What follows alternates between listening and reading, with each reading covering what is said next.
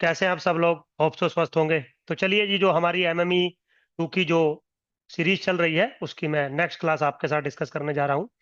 तो आज का जो मेरा टॉपिक है मेरे बच्चों, वो चैप्टर नंबर 15 का टॉपिक है। That is point 15.2। ठीक। तो टॉपिक है आज का geometric representation of functions of several variables. Means functions जो होते हैं हमारे, वो बहुत सारे वेरिएबल्स के कंसीडर होते हैं। तो सबसे पहले तो ये है कि जब आप फंक्शन बनाते हैं तो वो कितने वेरिएबल का होता है, ये डिपेंड करता है फंक्शन के डोमेन की डायमेंशन पर। पिछली क्लासेस में मैं आपको बता चुका हूं कि जो फंक्शन का डोमेन होता है वो यूक्लिडियन स्पेस का सबसेट होता है, यानी कि आर एन का। तो एन की जो वैल्यू होती है वो फंक्शन के डोमेन की डायमेंशन को रिप्रेजेंट करती है। तो जब हम बात करते हैं फंक्शन ऑफ सेवरेबल वेरिएबल, इसका मतलब फंक्शन का डोमेन कितने वेरिएबल्स का है, कितने डायमेंशन का है, ये बात हम आपके साथ करना चाहते हैं। तो फंक्शन ऑफ 3 वेरिएबल्स होते हैं, फंक्शन ऑफ 2 वेरिएबल होते हैं, फंक्शन ऑफ 1 वेरिएबल आपने पढ़े होंगे, फंक्शन ऑफ n वेरिएबल्स भी होते हैं। चलिए खैर हम वन बाय वन डिस्कस करेंगे। आज का बच्चों जो मेरा फर्स्ट टॉपिक है वो है सरफेस इन 3 डायमेंशनल स्पेस, या सरफेस इन 3 डायमेंशनल ज्योमेट्री। ठीक है बेटा, बिल्कुल सिंपल है। एक छोटी सी डायग्रामेटिकल रिप्रेजेंटेशन भी मैंने आपको दिखा रखी है। सबसे पहले तो 3 डायमेंशनल ज्योमेट्री या 3 डायमेंशनल स्पेस का मतलब क्या होता है मेरे बच्चों? अगर हम किसी भी स्ट्रक्चर को रिप्रेजेंट करते हैं इन R3 मतलब जिसमें x comma y comma z type की सिचुएशन बन के आती है, तो this structure is in 3 dimensional space. ठीक है। अब वैसे तो 3 डायमेंशनल स्पेस को हम पेपर पे प्लॉट नहीं कर सकते, क्योंकि पेपर पे सिर्फ जो प्लॉटिंग होती है वो आर स्क्वायर की होती है। बट फिर भी थोड़ा सा हम कोशिश करते हैं कि पेपर पे R3 को रिप्रेजेंट किया जा सके। तो सबसे पहला, जैसा कि मेरा टॉपिक है सरफेस इन 3 डायमेंशनल ज्योमेट्री, तो सरफेस बनता कैसे है? तो क्योंकि 3 डायमेंशनल ज्योमेट्री है, इसका मतलब है कि मैं 3 वेरिएबल रिप्रेजेंट करूंगा। तो ग्राफ में मैंने 3 वेरिएबल, स्ट्रक्चर में मैंने 3 वेरिएबल रिप्रेजेंट कर भी रखे हैं। एक्स है, वाई है और जेड है। तो ये बेसिकली 3 एक्सिस है, एक्स वाई और जेड। तो वो कहता है कि अगर आपके पास एक्स वाई जेड के बीच में एक स्पेसिफिक रिलेशनशिप है। स्पेसिफिक रिलेशनशिप का मतलब है मेरे पास एक इक्वेशन है, लेफ्ट हैंड साइड में एक फंक्शन है एक्स वाई जेड 3 वेरिएबल का, और राइट हैंड साइड में है some constant c. So basically this is an equation in 3 variables x y and z. कोई प्रॉब्लम नहीं है। इक्वालिटी में एक कांस्टेंट नंबर लिखा हुआ है। अब वो कहता है कि अगर आप इन सारे पॉइंट्स को कलेक्ट करते हैं जो इस गिवन इक्वेशन को सेटिस्फाई करता है, मान लीजिए ये गिवन इक्वेशन है, इक्वेशन नंबर स्टार। तो if I collect a set S which is the collection of all x, y, z such that the given equation is satisfied, then this set S is called surface in 3 dimensional geometry, या Euclidean space subset in 3 dimensional geometry which satisfy the equation number star. ठीक। तो मान लीजिए आप अगर diagrammatical representation देखें तो ये ब्लू कलर में जो सरफेस आपको दिखाई दे रखा है, जो ब्लू कलर में सरफेस आपको दिखाई दे रखा है, ये वो सारे कॉम्बिनेशन है एक्स वाई जेड के जो किसी पर्टिकुलर इक्वेशन स्टार को सेटिस्फाई करते हैं। यहां पे हमने उस पर्टिकुलर इक्वेशन को रिप्रेजेंट कर दिया like z is equal to x square plus y square. तो यहां पे हम एक इक्वेशन क्रिएट कर सकते हैं, जैसे उसने दिया है z is equal to x square plus y square. इसको हम कैसे लिख सकते हैं? Z minus x square minus y square is equal to 0। So the collection of all x, y, z which satisfy the given equation is called the surface। आप अगर z की कोई पर्टिकुलर वैल्यू डालते हैं, जैसे मैंने यहां पे डाली हुई है z की वैल्यू 1, तो यहां पे सिर्फ 2 वेरिएबल हो गए x और y। तो ये जो स्ट्रक्चर हमने नीचे बनाया है येलो कलर में, ये स्ट्रक्चर मेरे 2 डायमेंशनल सरफेस को रिप्रेजेंट कर रहा है। लेकिन पॉइंट टू बी नोटेड, इसमें जो z की वैल्यू है वो आपने फिक्स कर दी। अगर z की वैल्यू भी वेरिएबल है तो सेट बनेगा, s बनेगा, ये सरफेस बनेगा इन 3 डायमेंशनल ज्योमेट्री। अगर आप z की वैल्यू ले लेते हैं, फिक्स कर देते हैं, तो जो सरफेस बनेगा वो एक्स वाई प्लेन के अंदर, यानी कि 2 डायमेंशनल सरफेस के अंदर बनेगा। तो इसका मतलब होता है कि surface is nothing but the collection of variables like x, y, z which satisfy some specific equation। कौन सी इक्वेशन है? like f of x, y, z is equal to c। Simple है बिल्कुल। ये सब चीजें जो मैं आपको पढ़ा रहा हूं बच्चों, ये सब चीजें आपके एग्जाम में इस तरीके से नहीं पूछी जाती। सिंपल क्वेश्चन आता है, मैं आपके साथ क्वेश्चन भी डिस्कस करूंगा, क्योंकि हमें थोड़ा सा बुक से नॉलेज लेनी होती है। तो बुक में जो सीक्वेंस में जो टॉपिक्स लिखे हुए हैं, एक बार उनसे गो थ्रू होना जरूरी होता है। तो 2 डायमेंशनल ज्योमेट्री आपकी येलो कलर में मैंने बना रखी है, और जो 3 डायमेंशनल ज्योमेट्री है वो मैंने ब्लू कलर में रिप्रेजेंट किया है। दोनों में इतना फर्क है, एक में जेड की वैल्यू फिक्स है और दूसरे में जेड की वैल्यू वेरिएबल है। सिंपल है बिल्कुल। ठीक, चलिए अगला जो मेरा टॉपिक है वो है the graph of A function of 2 variables. तो अगर आपके पास एक फंक्शन है 2 वेरिएबल्स का, उसके ग्राफ की क्या रिप्रेजेंटेशन होगी। सबसे पहले तो मैंने क्लास की स्टार्टिंग में मेरे बच्चों आपको बताया था कि जब भी आप कोई फंक्शन अगर डिफाइन करना चाहते हैं, मान लीजिए f, और आप ये कह रहे हैं कि ये 2 वेरिएबल्स का फंक्शन है, तो कन्फर्म इसका जो डोमेन होगा वो आर स्क्वायर होगा, 2 डायमेंशनल यूक्लिडियन स्पेस होगा, जो इसकी रेंज होगी वो आर होगी, रियल नंबर होगी। आप कैसे रिप्रेजेंट कर सकते हैं? आप रिप्रेजेंट कर सकते हैं z is equal to the function of x comma y. According to rule, जो x कोमा वाई है वो आपके डोमेन का एलिमेंट हो जाएगा विच इज आर स्क्वायर, और जो रेंज है z which is nothing but f of x comma y, वो आपका एलिमेंट हो जाएगा रियल नंबर का। तो यहां पे वो पूछ रहा है कि अगर मैं इसका ग्राफ बनाऊं तो वो किस टाइप का बनेगा। एक चीज मैं आपको मेरे बच्चे बता दूं, ग्राफ की डेफिनेशन के अकॉर्डिंग ग्राफ की जो डायमेंशन होती है वो डोमेन और रेंज दोनों को मिलकर बनती है। पहले वेरिएबल्स डोमेन को रिप्रेजेंट करते हैं, बाद वाले वेरिएबल्स रेंज को रिप्रेजेंट करते हैं। तो अगर मैं ग्राफ को डिफाइन करूं कि मेरे पास एक फंक्शन है z which is equal to f of x comma y, आप अगर इसके graph of z g z represent करें तो मेरे बच्चों this is nothing but the collection of x comma y comma f of x y. तो इसके जो दो पहले कोऑर्डिनेट है एक्स और वाई, वो डोमेन के एलिमेंट है, और जो तीसरा कोऑर्डिनेट है एफ ऑफ एक्स वाई, वो फंक्शन की रेंज का एलिमेंट है। तो ग्राफ की जो डायमेंशन होगी वो किसके सबसेट होगी? R3 के। क्यों? क्योंकि जो 2 वेरिएबल हैं वो तो डोमेन के हो गए, एक वेरिएबल है वो रेंज का हो गया। जब आप कभी MME 1 आपने पढ़ा होगा तो वहां पर भी आपने ग्राफ का डेफिनेशन लिया होगा, लेकिन वहां पे जो फंक्शन हुआ करते थे वो y is equal to f of x हुआ करते थे। यहाँ पे जो ग्राफ बनता था वो कलेक्शन बनता था x कोमा वाई का, such that y is equal to f of x. कुछ राइटर इसको ऐसे भी लिखते थे, this is x comma f of x. तो ये किसका सबसेट बनता था? आर स्क्वायर का। सेम चीज को मेरे बच्चों मैंने यहां पर भी एक्सटेंड किया है। तो ग्राफ अगर आपको 2 डायमेंशनल या 2 वेरिएबल फंक्शंस का रिप्रेजेंट करना है तो उसका ग्राफ हमेशा R3 के अंदर प्लॉट होगा। क्यों? क्योंकि 2 डायमेंशन तो डोमेन की हो जाएंगी एक्स और वाई, और एक डायमेंशन हो जाएगी आपकी रेंज की।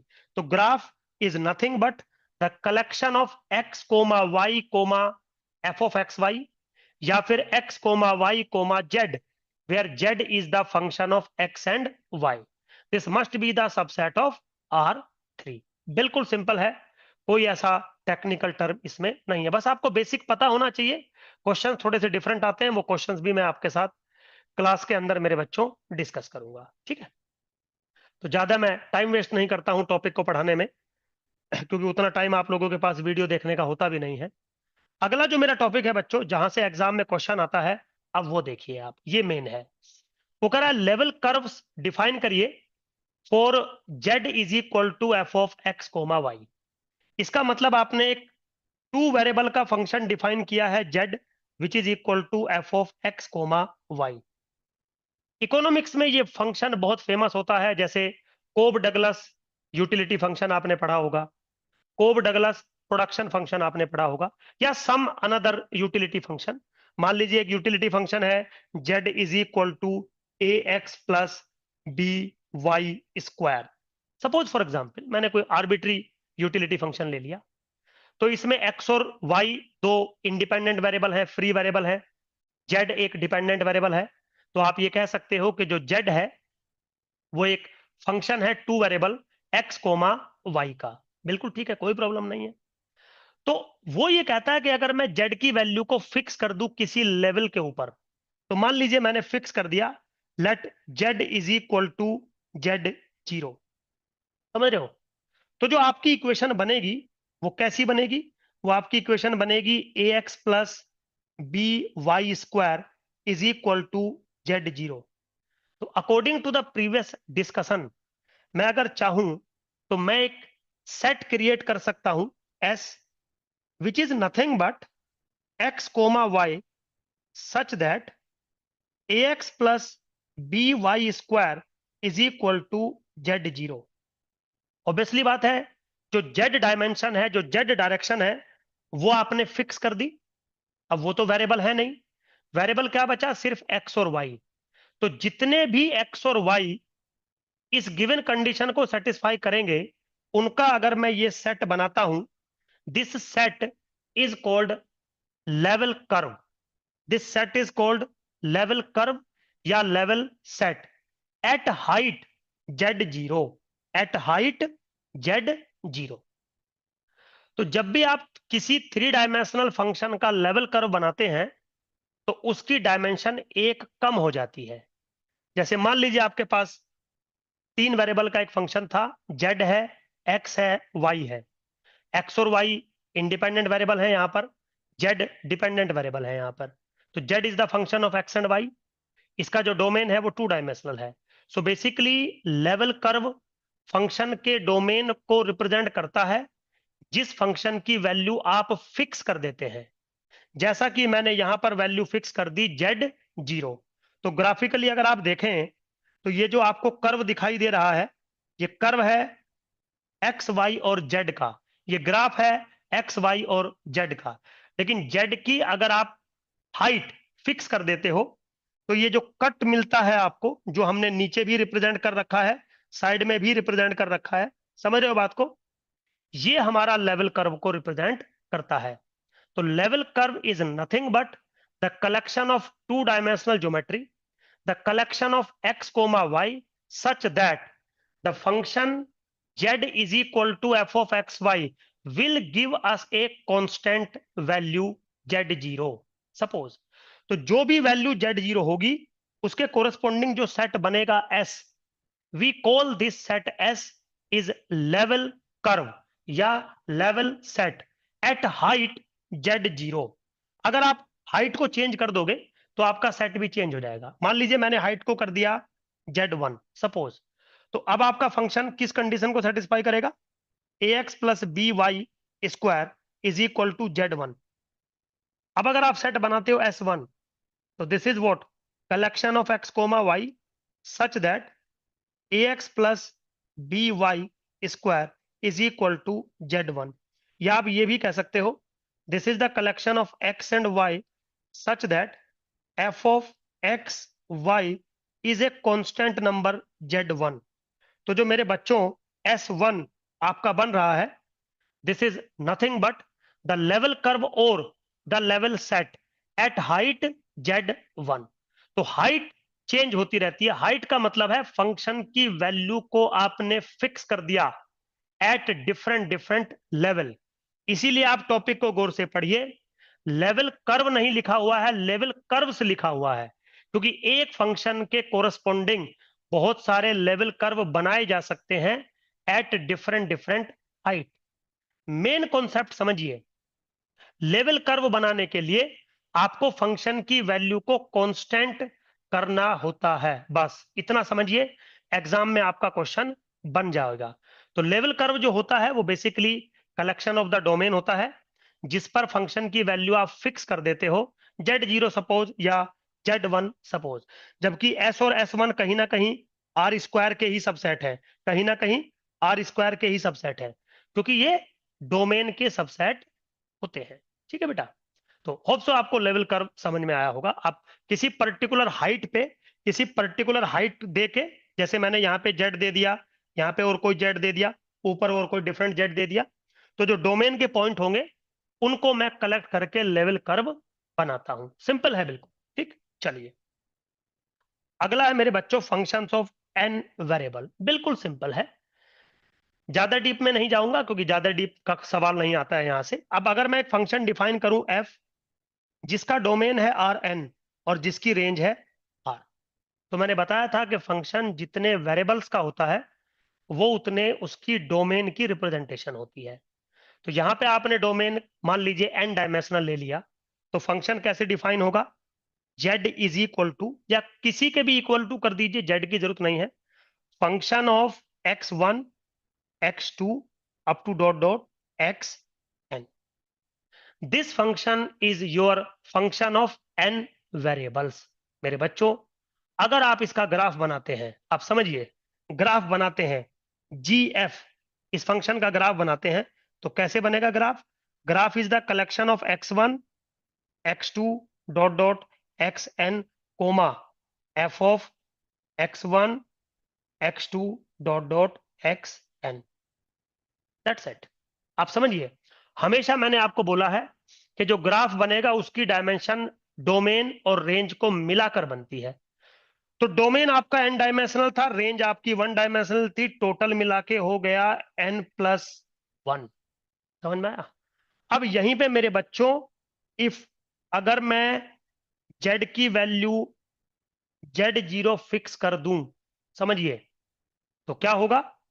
तो मेरे बच्चों, फंक्शन की वैल्यू मैंने फिक्स कर दी, f of x1 dot dot to xn is equal to Z0 मिला, और मैं अगर यहाँ पे एक सेट बनाऊं LZ0, now this is nothing but the collection of x1 x2 dot dot xn such that f of x1 dot dot to xn is equal to Z0। Function की रेंज, फंक्शन की हाइट मैंने fix कर दी। Now this LZ0 which is a subset of Rn, which is a subset of domain, is nothing but level curve at height Z0। तो level curve बनाने के लिए आपको Z को फिक्स करना होता है, रेंज को फिक्स करना होता है। ग्राफ बनाने के लिए आपको Z को फिक्स नहीं करना होता, Z भी वेरिएबल ही रहता है, which is the value of the function. तो यहां पे आपको ग्राफ और level curve at some height के बारे में थोड़ा सा मतलब जानकारी मिली होगी, थोड़ा पता लगा होगा कि ये चीजें काम कैसे करती हैं। सिंपल है बिल्कुल। अब अगर n वेरिएबल है तो मैं ग्राफिकल रिप्रेजेंटेशन भी नहीं दे सकता, ग्राफ पे भी मैक्सिममली 3 डायमेंशनल ज्योमेट्री ही रिप्रेजेंट की जा सकती है, n तो यहाँ पे की नहीं जा सकती, बट आप कॉन्सेप्ट को समझने के लिए ऐसा समझ सकते हो। ठीक है बेटा, चलिए अगला जो टॉपिक है मेरे बच्चों वो है आपका कॉन्टिन्यूटी। अब थोड़ा बात समझिए, कॉन्टिन्यूटी आपने वन वेरिएबल की पढ़ी होगी। कॉन्टिन्यूटी का मतलब होता है there is no break in the range और in the graph of the function. ये 12th क्लास का कॉन्सेप्ट है, एमएमई 1 का कॉन्सेप्ट है, तो ज्यादा डीप में नहीं जा रहा हूं। यहां पे जो कॉन्टिन्यूटी है वो वन वेरिएबल की नहीं है, continuity more than one variable की है। Continuity of 2 variable, continuity of 3 variable, continuity of 4 variable, doesn't matter. वैसे तो ये टॉपिक बहुत डीप होता है, लेकिन आपके कोर्स में इसकी डीपनेस नहीं है, सिंपल वाला वर्जन है। वो कहता है कि अगर आपका कोई फंक्शन है कुछ वेरिएबल्स का, सपोज 2 वेरिएबल्स का आपका फंक्शन है, तो वो फंक्शन कॉन्टिन्यूअस तब माना जाता है, एक तो वो फंक्शन अपने डोमेन के हर पॉइंट पर डिफाइंड होना चाहिए। अगर कोई फंक्शन डोमेन के किसी पॉइंट पर डिफाइंड है ही नहीं, तो फिर तो उस पॉइंट पर कंटिन्यूटी डिस्कस हो ही नहीं सकती, पॉसिबल नहीं है। So first of all, your function must be defined at every point of the domain. And if each part of the function is continuous, फिर से सुनिए, if each part either in numerator और in denominator is continuous then your combined function is also continuous. ये बिल्कुल simple language में मैंने बात करी है आपके साथ, बिल्कुल सिंपल लैंग्वेज में। एक एग्जांपल लेके समझाता हूं। मान लीजिए मेरे पास एक फंक्शन है f of x y is equal to log of x into y divided by x square plus y की क्यूब माइनस के 7। सपोज ये फंक्शन है मेरे पास, और आपसे एग्जाम में पूछ लिया जाए कि ये फंक्शन कहां कहां पर कंटिन्यूअस होगा, तो ये जो फंक्शन है ये दो वेरिएबल्स का फंक्शन है। इसमें कुछ टर्म न्यूमरेटर में है, कुछ डिनोमिनेटर में है, कुछ एडिशन में है, कुछ मल्टीप्लीकेशन में है, कोई प्रॉब्लम नहीं है।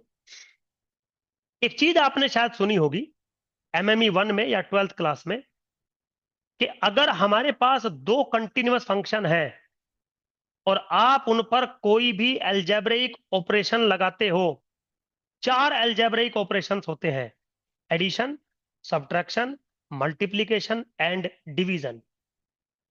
तो एमएमई 1 में आपने पढ़ा होगा कंटिन्यूअस फंक्शन को लेके, अगर कोई भी फंक्शन है और आप उस पर चार अलजेब्रिकल ऑपरेशंस लगाते हैं तो फंक्शन कंटिन्यूअस ही रहता है। इसका मतलब है कि हम ये कहना चाहते हैं बच्चों कि अगर दो कंटिन्यूअस फंक्शन है, उनका एडिशन भी कंटिन्यूअस होगा, उनका सब्ट्रैक्शन भी कंटिन्यूअस होगा, उनका मल्टीप्लीकेशन भी कंटिन्यूअस होगा, उनका डिवीजन भी कंटिन्यूअस होगा, प्रोवाइडेड दैट जो डिवीजन वाला पार्ट है वो जीरो नहीं होना चाहिए। क्योंकि अगर डिवीजन वाला पार्ट जीरो हो जाता है तो 1/0 इंफिनिटी बन जाएगा, समथिंग अपॉन जीरो इंफिनिटी बन जाएगा, वो फंक्शन डिफाइंड ही नहीं होगा। और ये मैं बता चुका हूं आपको कि अगर आप कंटिन्यूटी डिस्कस करना चाहते हैं तो सबसे पहले आपका फंक्शन डिफाइंड होना चाहिए। इसका सीधा सीधा मतलब है कि आपका डिनोमिनेटर पार्ट जीरो नहीं होना चाहिए। ठीक, तो चलिए इस फंक्शन की अगर हम कंटिन्यूटी देखें कि ये फंक्शन कहां कहां पर कंटिन्यूअस होगा या कहां कहां पर नहीं, तो सबसे पहले तो आप एक बात बोलेंगे कि Sudhir sir, x square plus y की cube minus k 7 is not equal to zero. क्योंकि अगर डिनोमिनेटर पार्ट जीरो हो गया तो फंक्शन डिफाइंड ही नहीं होगा, और अगर डिफाइंड ही नहीं होगा तो कंटिन्यूटी डिस्कस हो ही नहीं सकती। चलिए कोई बात नहीं, अब डील करते हैं। तो अगर एक्स स्क्वायर प्लस वाई की cube minus k 7 not equal to zero है, तो फिर दुनिया का कोई भी पॉइंट हो एक्स और वाई, सब पे ये फंक्शन सेट डिफाइंड होगा। पहले तो डिफाइंड की बात करते हैं, फिर आती है कंटिन्यूटी की बात। चलिए न्यूमरेटर पार्ट को देखते हैं। देखिए एक्स स्ट्रेट लाइन है, वो भी कंटिन्यूअस होती है, वाई स्ट्रेट लाइन है, कंटिन्यूअस होती है, मल्टीपल करोगे कंटिन्यूअस होगा, तो एक्स इंटू वाई कंटिन्यूअस। अब कंटिन्यूअस फंक्शन का अगर आप लोग लेते हैं तो लोग अपने आप में कंटिन्यूअस फंक्शन होता है। एमएमई 1 में आपने पढ़ा होगा composition of two continuous function is continuous, इसका मतलब log of x into y must be continuous. तो न्यूमरेटर पार्ट कंटिन्यूअस हो गया। चलिए एक्स स्क्वायर पैराबोलिक होता है, कंटिन्यूअस होगा, वाई की क्यूब भी कंटिन्यूअस होता है। पैराबोलिक भी अगर नहीं समझ में आ रहा है, फॉर एग्जाम्पल एक्स स्क्वायर क्या है, 2 डिग्री का पोलिनोमियल, वाई की क्यूब क्या है, 2 डिग्री का पोलिनोमियल, माइनस के 7 क्या है, कांस्टेंट या 0 डिग्री का पोलिनोमियल। दुनिया का कोई भी पोलिनोमियल हो किसी भी डिग्री का हमेशा कंटिन्यूअस होता है। तो एक्स स्क्वायर भी कंटिन्यूअस है, वाई की क्यूब भी कंटिन्यूअस है, 7 भी कंटिन्यूअस है, अलजेब्रिक ऑपरेशन लगाओगे तो भी कंटिन्यूअस होगा। इसका मतलब denominator part is also continuous, बस उसकी वैल्यू जीरो नहीं होनी चाहिए। तो जब न्यूमरेटर पार्ट भी कंटिन्यूअस है, डिनोमिनेटर पार्ट भी कंटिन्यूअस है, तो रेशो करोगे तो कंटिन्यूअस मिलेगा ना। इसका मतलब this given function is continuous except the points which satisfy this condition. तो जहां पर एक्स स्क्वायर प्लस वाई की क्यूब माइनस के 7 जीरो हो जाएगा, वहां पे तो ये फंक्शन डिफाइंड ही नहीं होगा। इसको छोड़ के जितने भी पॉइंट्स है एक्स और वाई, जितने भी रियल नंबर है एक्स और वाई, उनके लिए आपका given function must be continuous. तो अगर टू वेरिएबल्स के कंटिन्यूटी की बात करें तो सबसे पहले हम मेरे बच्चों सिंगल सिंगल वेरिएबल्स पर कंटिन्यूटी डिस्कस करते हैं, फिर उन पे अलजेब्रिक ऑपरेशंस लगाते हैं, कंपोजिशन के रूल लगाते हैं। ये सेमेस्टर 1 में आपने सारी चीजें पढ़ी होंगी, बहुत इजी है। तो composition of two continuous function is continuous. Algebraic operations अगर आप लगाते हो कंटिन्यूअस फंक्शन पे तो वो भी कंटिन्यूअस होते हैं। तो when we discuss the continuity of two variable, first we discuss the continuity of one variable, और उसको क्लब करके हम टू वेरिएबल की कंटिन्यूटी को डिस्कस करते हैं। सिमिलरली अगर 3 वेरिएबल होते तो उनकी भी कंटिन्यूटी इसी तरीके से डिस्कस की जाती मेरे बच्चों। बहुत सिंपल है, कोई भी ज्यादा रॉकेट साइंस इसमें नहीं है। चलिए खैर आगे चलता हूं मेरे बच्चों। मैं थोड़ा सा स्पीड इसलिए रखता हूं क्योंकि ये इतने मतलब ज्यादा टिपिकल टास्क नहीं है। तो जैसा कि मैंने प्रॉमिस किया था कि मैं हेमंड के जितने भी क्वेश्चन है अच्छे वाले, वो सब आपके साथ डिस्कस करूंगा। तो हेमंड के क्वेश्चन मैं क्लास में ही डिस्कस कर रहा हूं साथ के साथ। जो पीवाई क्यूज हैं आपके, या जो असाइनमेंट है मेरे आपके साथ, उनकी वीडियोस मैं अलग से डिस्कस करूंगा बेटा। यहाँ पे डिस्कस नहीं करूंगा, यहाँ पे सिर्फ मैं हेमंड्स के क्वेश्चन डिस्कस करूंगा, और कुछ क्वेश्चंस अगर मैंने लिए होंगे तो मैं वो डिस्कस करूंगा। पीवाई क्यू आपके और आपके जो मेरे असाइनमेंट में देता हूं आपको, उनकी वीडियोस मैं अलग से अपलोड करूंगा, उस पर प्रॉपर लिख के आएगा। तो प्रैक्टिस के लिए आप वहां पे जाइए, यहाँ पे सीधा सीधा हेमंड में आइए, क्योंकि कभी कभी क्वेश्चन दो जगह से आता है। हेमंड से भी क्वेश्चन उठ के आ जाता है, और कभी कभी इकोनॉमिकल एप्लीकेशन से भी क्वेश्चन उठ के आता है। तो इकोनॉमिकल एप्लीकेशन मैं सबकी एक साथ आपको बाद में डिस्कस करूंगा जब आपका एग्जाम नजदीक होगा, ठीक। तो मेरा जो क्वेश्चन है, क्या कह रहा है question, show that x square plus y square is equal to 6 is a level curve of the given function f of xy is equal to under the root of x square plus y square minus k x square minus k y square plus 2, and that all the level curves of f must be the circles centered at origin। तो उसने जो आपको function दिया है मेरे बच्चों, function क्या दिया है, f of x y is equal to under the root of x square plus y square minus x square minus y square plus k 2, ये फंक्शन है। वो कह रहा है कि शो करो इसका जो लेवल कर्व है वो क्या है। लेवल कर्व है x square plus y square is equal to 6। आपको मैंने अभी लेवल कर्व का डेफिनेशन बताया था। लेवल कर्व का मतलब होता है collection of all such points जिनके कोरस्पॉन्डिंग फंक्शन की वैल्यू कांस्टेंट हो जाए, ठीक। तो वो जितने भी पॉइंट होते हैं जिन पे फंक्शन की वैल्यू कांस्टेंट हो जाती है, उसको हम लेवल कर्व कहते हैं। और जो भी कांस्टेंट फंक्शन की कांस्टेंट वैल्यू बन के आती है, उसको हम कहते हैं the height of the level curve, ठीक। तो इसका मतलब अगर x square plus y square is equal to 6 मैं गिवन फंक्शन में डालूं तो मुझे क्या मिलेगा, मुझे मिलेगा under the root of 6 minus k 6 plus k 2। आप चेक करके देख लीजिए क्या मिलेगा, अंडर द 6 माइनस के 4। इसका मतलब आपको क्या मिला, f of x y is equal to under the root of 6 minus k 4। कब मिला, when x square plus y square is equal to 6। समझ गए। तो इसका मतलब क्या हुआ, x square plus y square is equal to 6 is the level curve. आप इसको लिखोगे कैसे, level curve at the height under root of 6 minus k 4। Be careful, height 6 मत कर देना, समझ गए। कभी हाइट 6 कर दो नहीं, हाइट वो होती है जो फंक्शन की वैल्यू होती है एट दिस कलेक्शन। तो कलेक्शन था x square plus y square is equal to 6। तो लेवल कर्व क्या बनेगा, लेवल कर्व बनेगा x comma y such that x square plus y square is equal to 6। और इस लेवल कर्व की height क्या बनेगी, under root of 6 minus k 4। बिल्कुल सिंपल है। अब अगर आप इस कर्व को देखें, लेवल कर्व को देखें, तो वाकई में ये लेवल कर्व मुझे एक सर्किल दिखाई दे रहा है जिसका सेंटर है 0 0, क्योंकि ये सवाल में पूछा गया है। And that all the level curves of F must be circle centred at origin.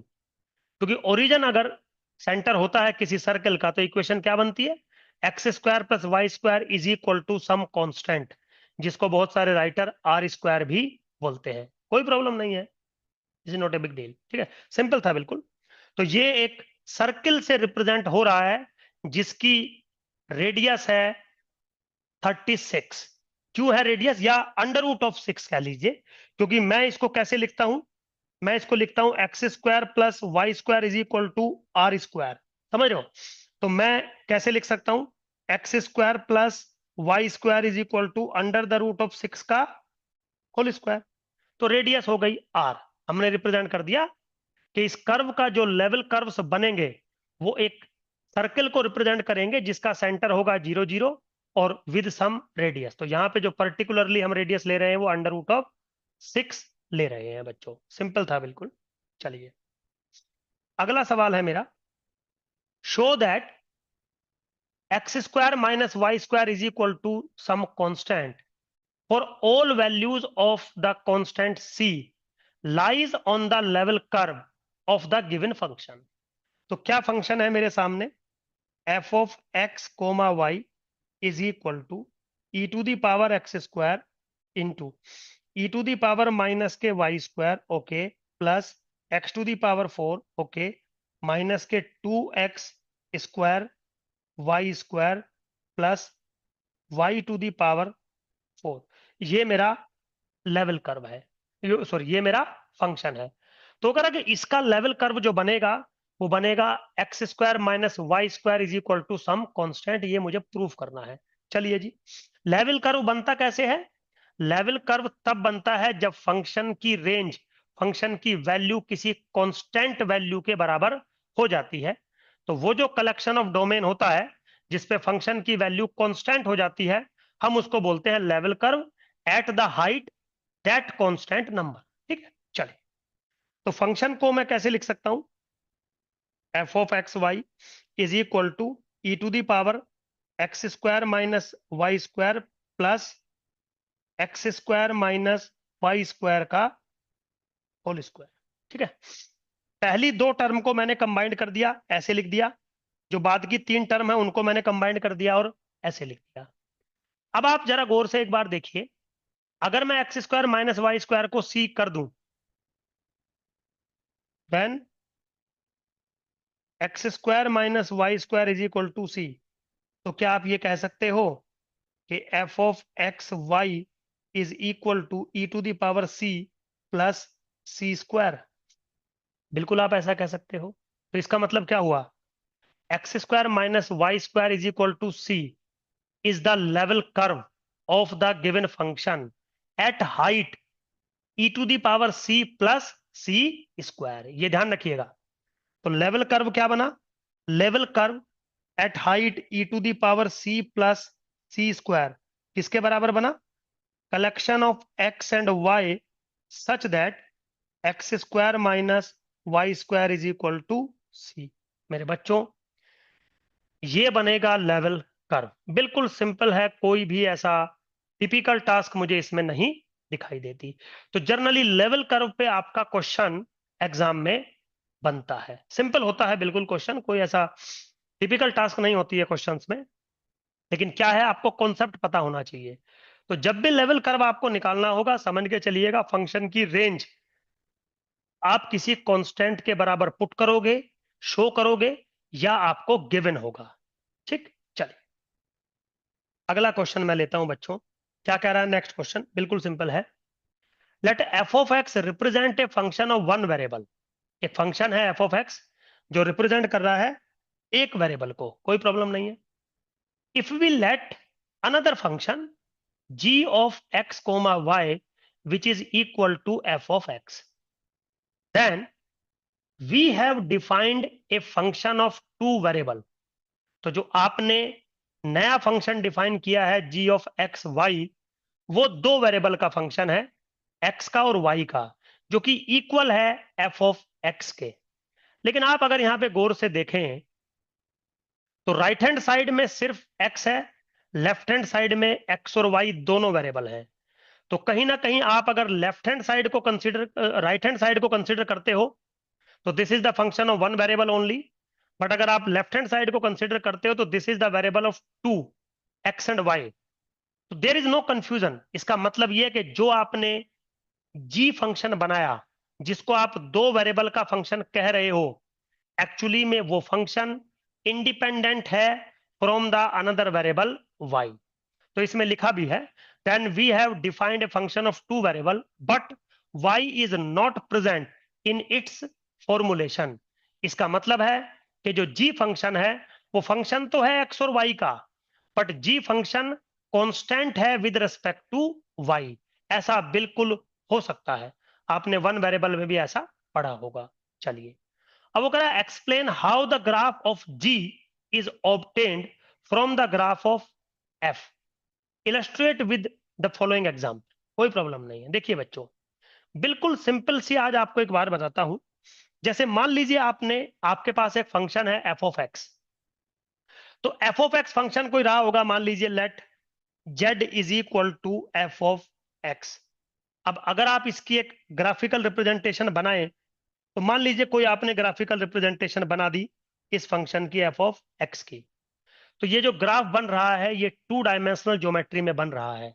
ये आपका x है, ये आपका z है।